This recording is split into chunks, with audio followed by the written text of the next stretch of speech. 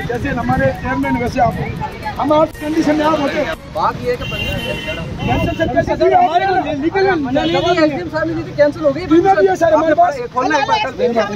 हमारी बात आई नहीं, हमें परमिशन किसने कैंसिल हो गई तो दी होगी पर कैंसिल आपने दिया।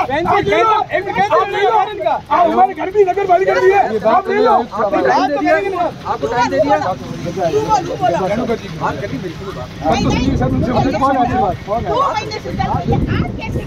आज 21 तारीख को कारण होगा ना, कारण बात नहीं करिए, बात नहीं करिए, वो हमारी कल तो खाली ये तो खाली ऐसे तो नहीं होगा। अगर आपको टाइम दिया जाता है मरेंगे, ऐसा नहीं होगा।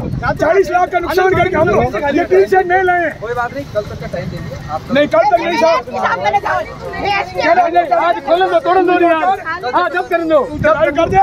मेरा मम्मी ना आज जब तक मोहर चालू नहीं होता यार साहब है, मेरी मम्मी चल के मेरी आज क्या करो मारोगे आप किसको लगे आप हमारे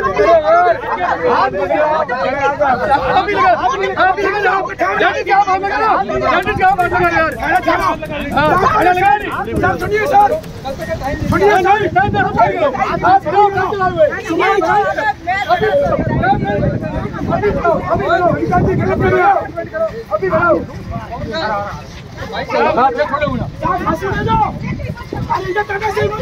इतनी चार पूरे खा गए आराम के पूरे खा गए।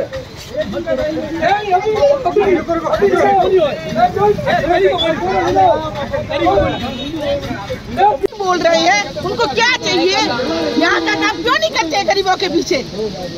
जूरा जी ने भी गरीबों का किया था, हड़तालें की थी, बुलडोजर आए थे, सब कुछ किया था, अपने लिए कुछ नहीं किया उन्होंने। मैं आज भी 70 वर्ष की बोल रही हूँ कि मेरे लिए उनके पीछे कुछ भी नहीं है, लेकिन मैं उनको गालियाँ भी नहीं देती। मैं तो यही करती, भगवान को बोलूँ वो ऊपर सुखी रहे, मेरे बेटे और बच्चे नहीं। मुझे न प्लॉट चाहिए, मैं तो अपने एक ही खरीदा हुआ मकान में दोनों बेटों को लेके बैठी नगर पर। ये पूरी बस्ती बसी हुई है, उनकी आशीष चाहिए। अभी मेरे आज 20 साल हो गए बहू को, बेटों को शादी की हुए, मैं इनके साथ में एक ही मकान में बैठी।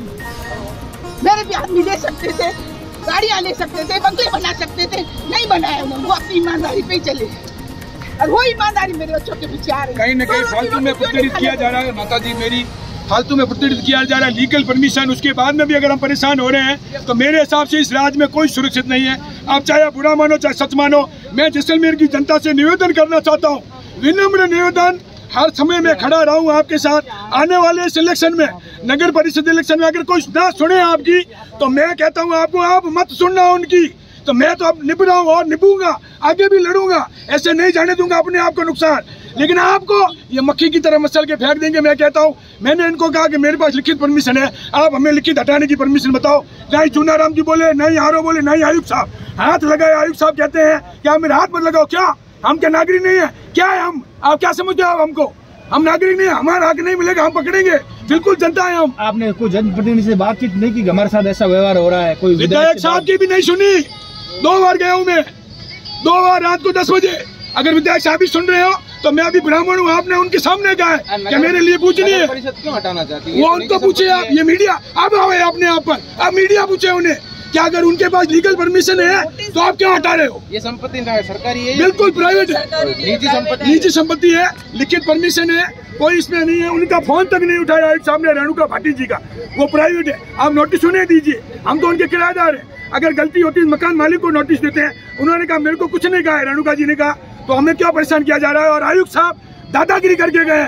आम आदमी के साथ अगर यही होना है तो धन्यवाद है उन सरकारों को। हमें इसी तरह परेशान किए जाओ, 3 साल और सहन कर लेंगे। क्या करोगे? मारोगे? हो जाएंगे, मर जाएंगे। 2 साल सहन किए भूखमरी में, कोरोना में, 2 साल और निकालेंगे मर के। हटाने से क्या होगा? नुकसान होगा, मरेंगे नहीं। संपन्न है, 2 भाई हैं, 10,000 हाजिरी भी कर लेंगे। लेकिन किसी की नहीं सुनी। हमारे साथ कोई है चाहे नहीं है, लेकिन हमने नेताओं को कहा, उन्होंने फोन किए। ऐसा नहीं है किसी को नहीं कहा, सुनेंगे नहीं। अब ये देखो अंजना जी यहाँ पर है, अमरदीन जी से हमने फोन कराया, और उम्मीदवार राम जी से कहा, सभी से कहा, लेकिन हमारी कोई नहीं, कांग्रेस का उनके नजरों में कोई वैल्यू नहीं अभी। क्या हमारा विपक्ष ने, हमने नहीं चाहा आपको कभी, हर आदमी की हमने सुनी है। अगर ट्रेस कांग्रेस के थ्रू हमारे साथ निकाली जा रही है तो आपको लग रहा है तो आप तोड़िए, इनको हटा दीजिए। मेरी माता जी हम चला देंगे, लेकिन ये मैं जरूर कहना चाहूंगा जैसलमेर की जनता को मीडिया के जरिए कि आने वाले समय में सबकी बारी आएगी, नहीं सुधरे सबकी बारी तो भैया मैं तो निभ लिया,